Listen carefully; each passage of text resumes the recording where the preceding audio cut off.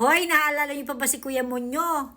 Monyo Tulfo, yung brother ni Eric Sylvester na ginumbag naman ni Claudine Barreto sa airport dahil sa pagiging chismoso. Naalala niyo ba yun? Anyway, ito na naman nagpaparelevant ang lolo mo. Meron siyang ibinunyag. Actually, mahalaga ito ha. Ano to, nakakagimbal.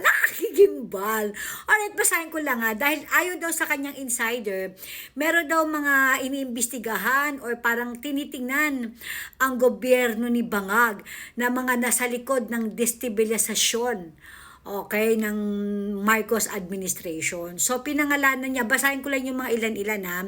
Sabi niya si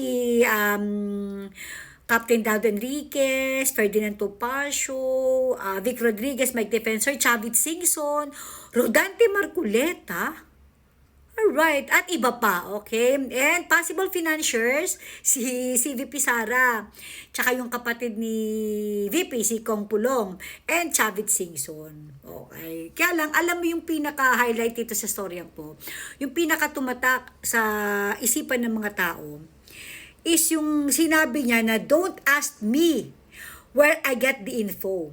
Hindi ko sasabihin kahit napitpitin ang itlog ko, sabi niya.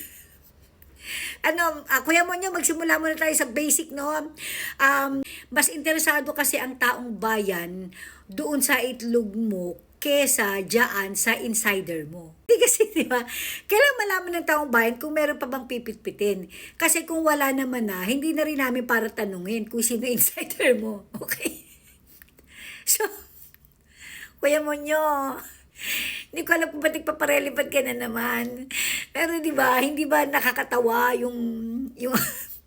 yung hamon mo na kahit pigpitin yung itlog mo, hindi ka magsasalita o hindi mo sasabihin kung sino yung insider mo. Kuya Monyo, hindi kami interesado sa insider. Mas interesado kami kung may pipitpitin pa ba na itlog.